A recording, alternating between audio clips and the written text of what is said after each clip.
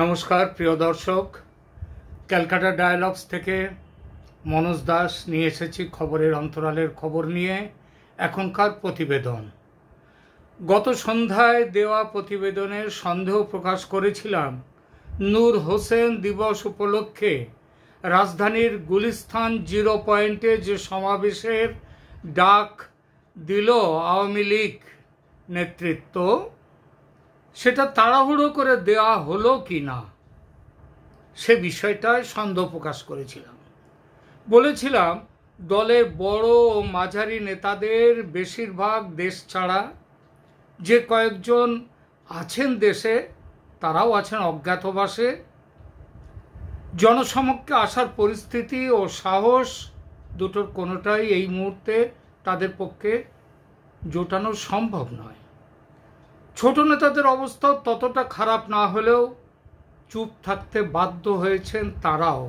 অনেককে যারা বাড়ির বাইরে ছিলেন তাদেরকে টাকা পয়সা দিয়ে বিএনপি, জামাত, এমনকি খবর আসছে যে বৈষম্য বিরোধী ছাত্র আন্দোলনের যারা ওখানকার নেতা টেতা ছিলেন তাদেরকেও কিছুটা ঘুষ দিয়ে তাদেরকে বাড়িতে আসতে হচ্ছে।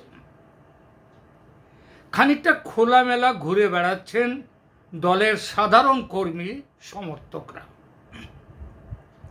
এই অবস্থায় সাধারণ কর্মী সমর্থকদের ওপর ভরসা করে এত বড় আন্দোলনের ডাক দেয়া কতটা ঠিক হলো সে প্রশ্ন তুলেছিলাম। এমন কথাও বলেছিলাম 10 তারিখে সমাবেশ, আর সেই সমাবেশের জন্যে ডাক দেয়া হচ্ছে 8 তারিখ রাত্রে। দল যদি ক্ষমতায় থাকতো কিংবা ক্ষমতায় না থাকলেও যদি স্বাভাবিক রাজনৈতিক পরিস্থিতি থাকতো দেশে, তাও না হয় মানা যেত। কিন্তু যে অবস্থায় আওয়ামী লীগের দিন কাটছে এখন, তাতে সমাবেশ সফল হওয়ার কথা নয়। আর সেটাই যে হয়েছে বিভিন্ন সূত্র থেকে তেমন খবরই পাচ্ছি।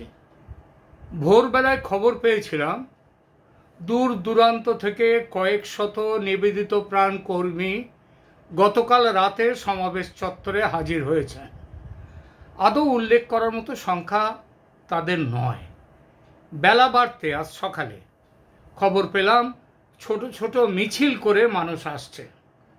খবর পেলাম দেশের বিভিন্ন প্রান্তে সভা সমিতির আয়োজনও করছে লীগের কর্মীরা। সোশ্যাল মিডিয়াতে আজ এত গুজব আর ফেক নিউজ চলছে যে আসল আর নকল খবর বা কোনটা আসল ছবি কোনটা নকল ছবি সেসব খুঁজে পাওয়া দুষ্কর। আওয়ামী লীগের কর্মীদের মিছিলের জনতার সংখ্যা দেখে ছবিগুলো নকল, মানে পুরনো ছবি বা পুরনো ছবিকে আজকের ছবি বলে চালানো হচ্ছে কিনা সে সন্দেহ প্রথমটাই হয়েছিল মনের মধ্যে। তবে মিছিলের স্লোগান শুনে আর হাতের পতাকার মোটা দণ্ড দেখে মনে হচ্ছে ছবিগুলো আজকের মিছিলের ছবি, ফেক নয়।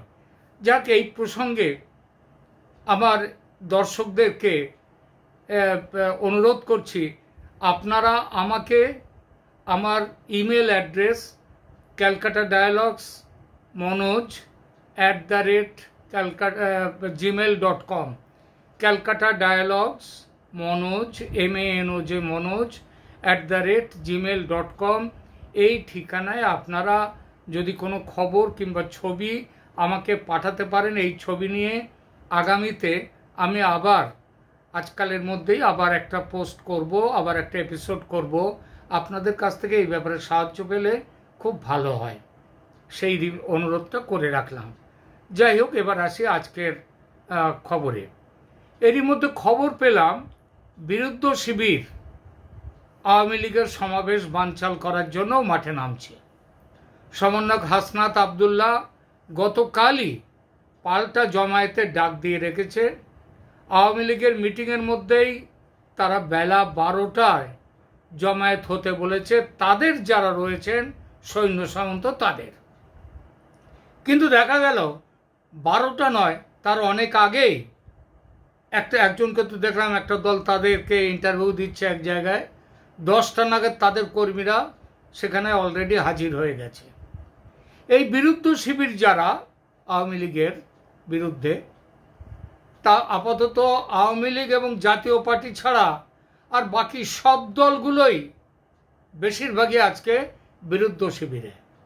বৈষম্য বিরোধী ছাত্ররা তো আছেই, সঙ্গে গণ অধিকার পরিষদ, কমিউনিস্টরা, আরও সব নতুন নতুন সংগঠন খুলছে, ইনকিলাব মঞ্চ, জামাত, হিজবুল, এমনকি বিএনপি পর্যন্ত আজকে আওয়ামী লীগের বিরুদ্ধ দলে একসাথে মিছিল করেছে। কমিউনিস্টরা চিরকালই ইসলামী শক্তির পক্ষে থাকে, মানে ইসলামের পক্ষ নয়, মৌলবাদী ইসলামের পক্ষে থাকে। তারা মুখে যত বড় ধর্মনিরপেক্ষতার বলেই তারা আওড়াক না কেন, কিন্তু বিএনপি গত 3 মাস ধরে বর্তমান সরকার থেকে যে দূরত্ব রেখে চলছিল, গত কয়েকদিন সেই দূরত্ব চলে গেছে। তারা ইউনূসের কাছে মনে হচ্ছে আত্মসমর্পণ করেছে। কারণটা সেটা পরে কোনো এপিসোডে দেখা যাবে। আজ আওয়ামী লীগের মিছিল বানচাল করতে বিএনপি ও সরকার সমর্থক যে সৈন্য সামন্ত যারা ছিল তাদের ভিড়ে তারাও হাজির হয়েছে 0 পয়েন্টে। আশঙ্কা করেছিলাম খুব একপ্রস্ত মারদাঙ্গা হয়তো হবে, তবে তেমন কিছু হয়নি। পুলিশের বিরুদ্ধেও অভিযোগ পেলাম না, লীগ কর্মীদের পেটাচ্ছে এমন অভিযোগ দেখতে পেলাম না, এমন কাজ কারবার। আর সেনা আসার মতো পরিস্থিতি হয়নি, সেনা আজ আসেওনি। এই কথাগুলো কিন্তু গতকাল বলেছিলাম, পুলিশ সেনা এরা কিন্তু চুপচাপ থাকবে।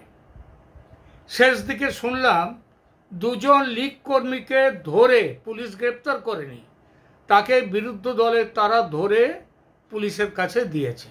পুলিশের অ্যাকশন বলতে এইটুকু।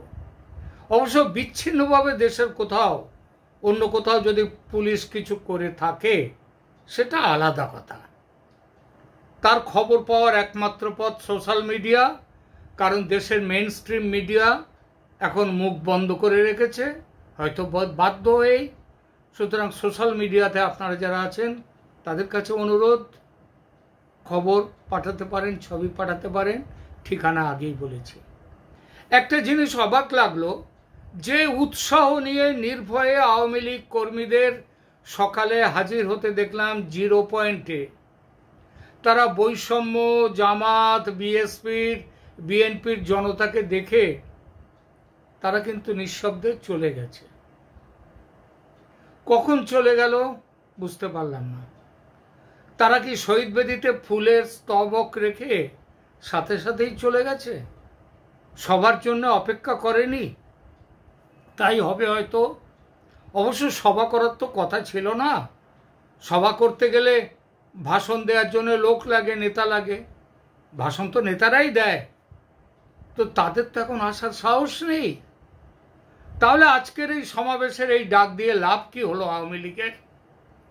লীগের লাভ হলো নাকি লাভ হলো লীগের বিরোধী যারা তাদের? লাভ ক্ষতির এই হিসাবটা যে কোনো আন্দোলনের পরে করা দরকার, যাব সেই প্রসঙ্গে।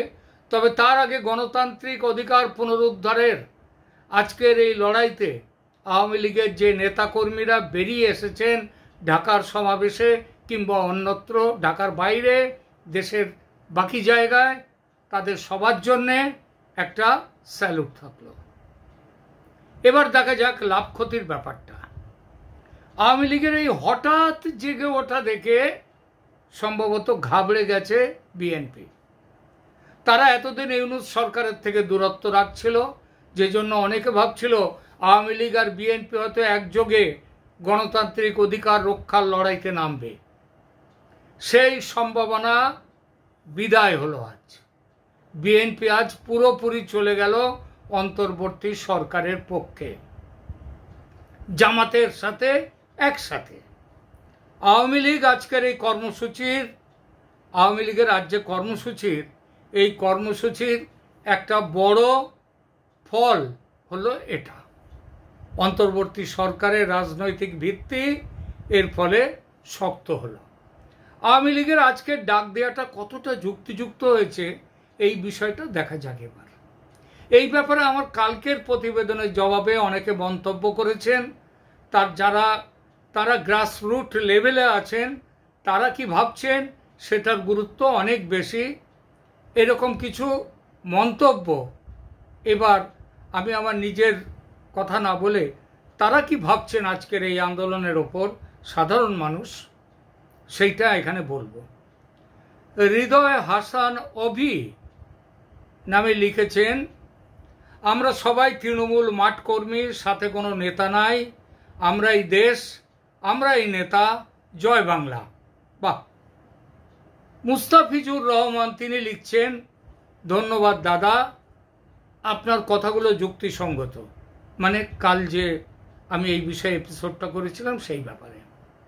মেহরুল ইউসুফ জাই তিনি লিখছেন, thank you so much mister Manoj Das for the special updates and great analysis. ধন্যবাদ। মোহাম্মদ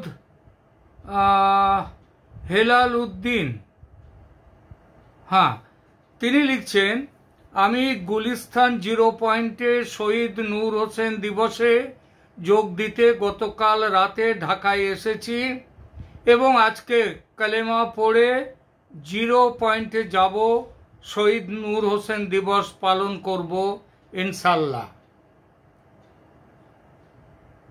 খুব সুন্দর লিখেছেন ভাই। আচ্ছা, আর একজন লিখছেন ইউসুফ আল বালুসি, তিনি লিখছেন, আওয়ামী লীগ ডুবলেই বাংলাদেশ ডোবে, কথাটা বাস্তব প্রমাণ হলো।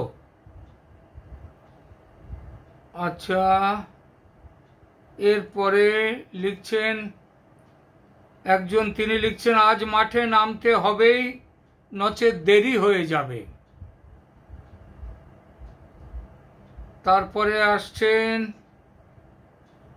পরিস্থিতি স্বাভাবিক হলে মানুষের ঢল নামতো, কিন্তু নষ্টগুলা এত ভয় পেয়েছে যে প্রবল বাধা দিচ্ছে। এটা লিখছেন ABA ফর। আচ্ছা, এরপরে একজন লিখছেন,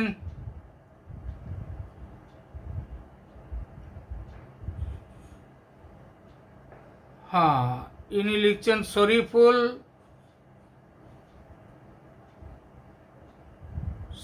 ইসলাম, তিনি লিখছেন, many many thanks for your kind information and wonderful discuss. জয় বাংলা, জয় বঙ্গবন্ধু। নমস্কার, আপনাকেও ধন্যবাদ। একটু দেখি আজকের মিছিল সম্পর্কে কি বলা হচ্ছে। হ্যাঁ, একজন লিখছেন, সুসংগঠিত না করে কর্মীদের এভাবে সমাবেশ করাটা কঠিন, তারপর বড় কোনো নেতারা নেই, কেউ নেতৃত্ব দিতে পারছে না। এটা কিন্তু খুব ঠিক কথা। আরেকজন লিখছেন, কাল কিন্তু রাতে অনেক ধরপাকড় হয়েছে, বাসে আর হোটেলে পুলিশ তল্লাশি করছে। একজন লিখছেন, 1971 সালের স্বাধীনতা যুদ্ধ থেকে আজ পর্যন্ত আন্তর্জাতিক সহযোগিতা ছাড়া কি একটাও সরকার পরিবর্তন হয়েছে? এত ছোট একটা দেশ, এখানে আন্তর্জাতিক সহযোগিতা ছাড়া কিছুই করার ক্ষমতা নেই। এটা বোধহয় ভারতের দিকে তাকিয়েও বোধহয় বলছেন এই কথাটা। ঠিকই বলেছেন। এরপরে একজন লিখছেন, ঢাকার বিভিন্ন পয়েন্টে চেকপোস্ট করিয়ে হয়রানি করা হচ্ছে, তবুও আমরা যার যার মতো 0 পয়েন্টে যেতে চেষ্টা করছি। সত্যি বলতে কি, জেলার নেতারা পালিয়েছে, এই জন্য অসুবিধা হচ্ছে। আমরা দলের থেকে সুবিধা ভোগ করি নাই। আমি শেখ হাসিনা প্রশ্নে আপোষহীন। আমার নিজের খরচে যশোর থেকে 12 জন 0 পয়েন্ট অভিমুখে যাত্রা আগামীকাল রাতে পৌঁছে গেছি। এই তথাকথিত জঙ্গি মেধাবীদের কথা চিন্তা করলে দাদা, সত্যি বলতে কি, এরা আমাদের কাছে কিছু না, কিন্তু ওরা সুবিধা মতো জায়গায় অবস্থান নিয়েছে, এই জন্য একটু অসুবিধা হচ্ছে। এখানে লিখে শেষ করা যাবে না। এরা কিভাবে কাদের নিয়ে টাকার মাধ্যমে আমাদের আত্মীয় স্বজন ঢাকায় চাকুরি করে সব কিছু শুনেছি। রাখছি, দোয়া করবেন। ওরা মোবাইল চেক করছে, রাখি দাদা। বাহ, অপূর্ব অপূর্ব লিখেছেন। কে লিখেছেন ভাই? এস কে খোকন লিখেছেন। আচ্ছা, চমৎকার লিখেছেন ভাই। এই দেখুন, একটা কি সুন্দর একটা ছবি আপনারা পেলেন। এই জন্যই বলেছিলাম একদম নিচের থেকে, সেখান থেকে শুনতে হবে। আচ্ছা, এরপরে দাদা জেগে জেগে স্বপ্ন দেখছেন, ভালো। এটা লিখেছেন কে? এটা তো বুঝতেই পারছেন, তারা এরকম লিখবেনই। তবে আমাকে অনেক সমালোচনা করা হতো আগে, ইদানিং কমে গেছে সমালোচকের সংখ্যা। ভেরি ভেরি ইন্সপায়ারিং কমেন্ট্রি একজন লিখছেন। তারপরে কাল আমি বলেছিলাম যে একটা পতাকা যে দণ্ডে বেঁধে নিয়ে যাবেন, সেটা যেন একটা মোটা হয়, কারণ রাস্তায় তো কুকুর বিড়াল ফিড়াল অনেক কিছু ঘেউ ঘেউ ম্যাও ম্যাও করতে পারে, তাদেরকে ঠেকাতে গেলে একটু এসবগুলো লাগে। তার উত্তরে একজন লিখছেন, কে নামটা কি, মহাদেব বিশ্বাস। তিনি লিখছেন, দাদা পতাকার লাঠিটা মোটা করেই নিয়ে আসছি। ধন্যবাদ দাদা আপনাকে। একজন লিখছেন, এমডি ইউসুফ আলী। তিনি লিখছেন, এত অল্প সময়ে ডাক দেয়া ভালো মনে হয়নি। জয় বঙ্গবন্ধু। এটা আমিও বলেছি, আপনাদের খেয়াল আছে। আচ্ছা, তারপরে এখানে দাদা বাংলাদেশ আওয়ামী লীগের রাজনীতি। আচ্ছা দেখি, এখানে একজন বলছেন কি, ক্যান্ডি গেমিং। তিনি বলছেন, দাদা নমস্কার। বাংলাদেশ আওয়ামী লীগের রাজনীতিতে অনেক অপরিপক্কতা আছে। এটা একটা শ্যাডো, ঠিক রাখাল বালকের গল্পের মতো। আরও কিছুদিন অপেক্ষা করতে হবে। জয় Bangla, with love. Very good. আচ্ছা, একজন লিখছেন, ব্যাকফুটে চলে গিয়েছে, মানে আওয়ামী লীগ ব্যাকফুটে চলে গিয়েছে, সেখান থেকে আবার ব্যাক করা কঠিন। ঠিক আছে, পৃথিবীর ইতিহাসে কিন্তু এরকম অনেক উদাহরণ পাবেন। আচ্ছা,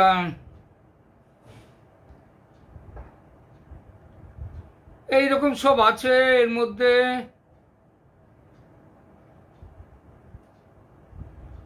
একজন আমাকে লিখছেন, ইউ ক্যানট জাজ বাংলাদেশ আওয়ামী লীগ পলিটিক্যাল পলিসিস। আরে কে জাজ করেছে? আমি কি জাজ করতে গেছি? মুশকিলটা হচ্ছে, কর্তা ভজা হওয়া ভালো, কিন্তু নিজের মতামতটাও থাকা ভালো। হ্যাঁ, আপনারা কথা বললে সে কথাগুলো ওপরে শুনবে। ঠিক আছে। একজন লিখছেন, although Awami League is a very large political party, they have failed so far in facing the current situation in Bangladesh. This time also they would fail. Nothing serious would happen. কে লিখছেন? মোহাম্মদ আশরাফ। হ্যাঁ, আপনি মন্দ বলেননি।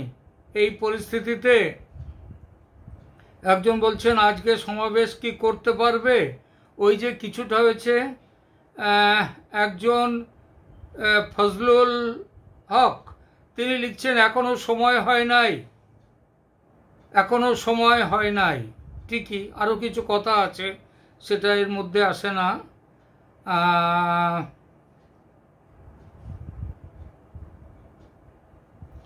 ঠিক আছে, এই অবধি থাকলো আজকের মতো। আপনাদেরকে আবার অনুরোধটা করছি যে আপনারা কিছু খবর, ছবি, এগুলো আমাকে যদি কমেন্ট সেকশনে পাঠাতে অসুবিধা মনে করেন, আমাকে আমার মোবাইল, আমার যে ইমেল অ্যাড্রেস calcutta-dialogues-manoj@gmail.com, এই অ্যাড্রেসে পাঠাতে পারেন। আজ তাহলে এখানেই রাখছি। ধন্যবাদ, ভালো থাকবেন।